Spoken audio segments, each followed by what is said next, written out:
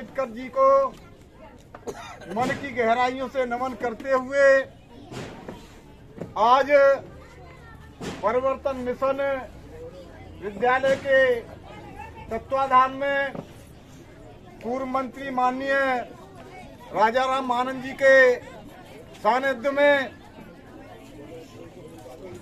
देश की प्रथम शिक्षिका दंपति सावित्री बाई फूले के जन्मदिन के उपलक्ष्य में यहाँ जो कार्यक्रम हो रहा है उसमें जो शिरकत करने वाले महान विद्वान माननीय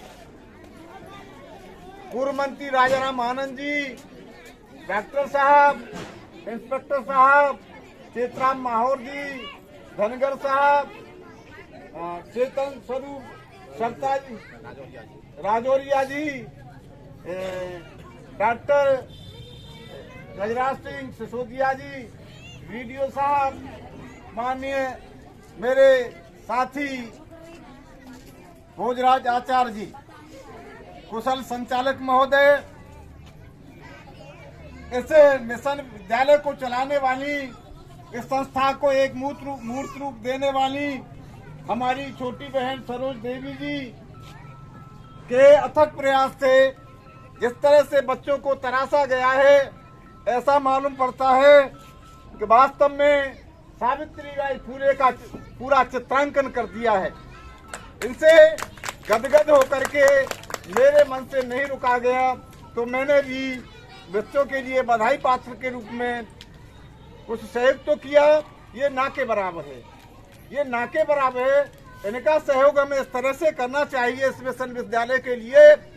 साथियों, यो तो देश के कोने कोने में महान विद्वान पैदा हुए हैं, जिन्होंने समय समय पर इसे बहुजन समाज को जगाने का काम किया है।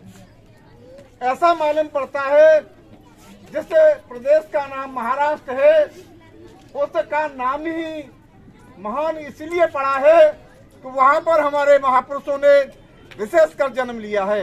उस प्रदेश का नाम है महाराष्ट्र, जहां पर सावित्रीबाई फूले, बाबा साहब डॉक्टर अम्बेडकर जैसे, गाडगे महाराज और सावित्रीबाई फूले के पत्नी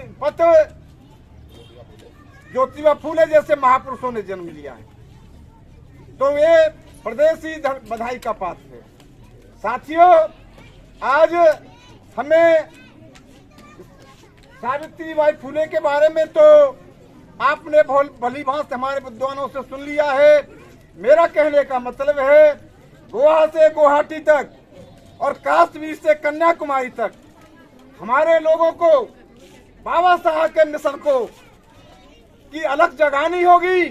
मनुवादी व्यवस्था की जड़ें यहाँ से पूरी तरह से जब तक नहीं हम उखाड़ फेंकेंगे, तब तक हमें चैन से नहीं बैठना है। इन बच्चों को तैयार करना होगा गली कूचे में।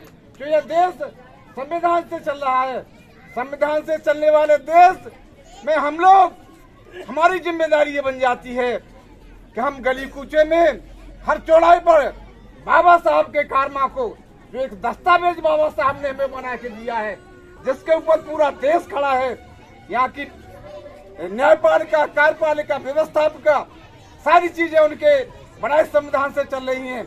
मैं तो जब बाबा साहब के संविधान की बात आती है तो मुझे दूनी ताकत मेरे अंदर पैदा हो जाती है। ऐसा लगता है जय भीम का नारा पूरे भारत में तो बुलंद हो ही रहा है, पूरे विश्व में बुलंद हो रहा है। अभी एक गृह मंत्री ने ऐसा बयान दिया, उस पर पूरा भारत ही खड़ा हो गया। ऐसे मालूम पड़ता है कि मनवादी व्यवस्था की सरकारें पूरी तरह अब जान चुकी हैं। आने वाली पीढ़ी अब शांत नहीं रहेगी। बाबा साहब के इस कारनामा को पूरी तरह से मनवादी व्यवस्था की जड़ें उखाड़ने के काम करेंगे बच्चे, और हम भी पूरी तरह से मन बना लिया है। जिला अलीगढ़ में हमने एक ऐसा गठन किया है, तमाम जाति के लोग, जो SC-BC के लोग हैं, जो बैठे हैं, कुछ हमारे साथी चले गए हैं, एक साल से हम लगे हुए हैं। SC और BC के लोगों को एक प्लेटफॉर्म में खड़ा करेंगे और यहाँ मनवादी व्यवस्था की जड़ें अलीगढ़ से उखाड़ने का काम करेंगे। इन्हीं बातों के साथ मैं अपनी बात को विराम करता हूँ। जय भीम, जय भारत, खुदा हाफिज। माता सावित्रीबाई फुले के बारे में बहुत कुछ बताया जा चुका है। खंडोजी राव और माँ लक्ष्मीबाई की पुत्री, 3 भाइयों की अकेली बहन माता सावित्रीबाई फुले के चरणों में वंदन करते हुए आपके सामने अगर संगीत का कार्यक्रम चल रहा है तो कविता दे रहा हूँ। माननीय मंत्री जी, एक कविता दे रहा हूँ, संगीत का कार्यक्रम चल रहा है आपका।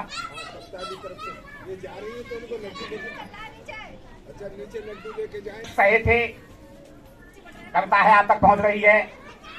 जिसने नित दिन सताए हों वो दया दिखाना क्या जाने,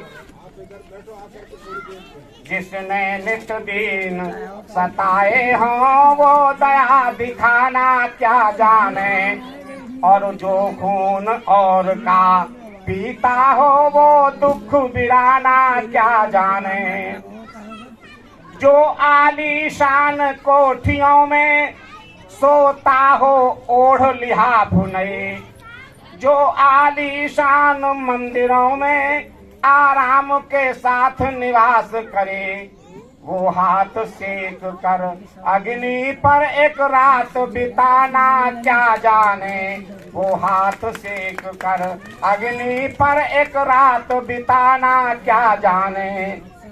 मिलते हो दिन में 3 बार, मिलते हो दिन में 3 बार, जिसको नित व्यंजन नए नए, मक्का की सूखी रोटी को वो प्याज से खाना, जिसने नित दिन सताए हो वो दुख बिराना क्या जाने, जिनके खत्ती और खासों में खाद्यान्न पड़ा सड़ जाता हो, जिनके खत्ती और खासों में खाद्यान्न पड़ा सड़ जाता हो, वो किसी के भूखे बच्चे को लख अश्रु बहाना क्या जाने, वो किसी के भूखे बच्चे को लख अश्रु बहाना क्या जाने। खाया हो जिसने जीवन भर, खाया हो जिसने जीवन भर, मंत्री जी, खाया हो जिसने जीवन भर जर लूट लूट कर गैरों का, वो अपने घर पर अतिथि को एक चाय पिलाना। कार्यक्रम ज्यादा लंबा हो रहा है, 4 लाइनों से समापन दे रहा हूँ।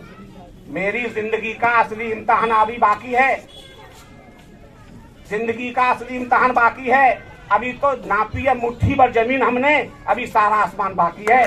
तो माननीय मंत्री जी,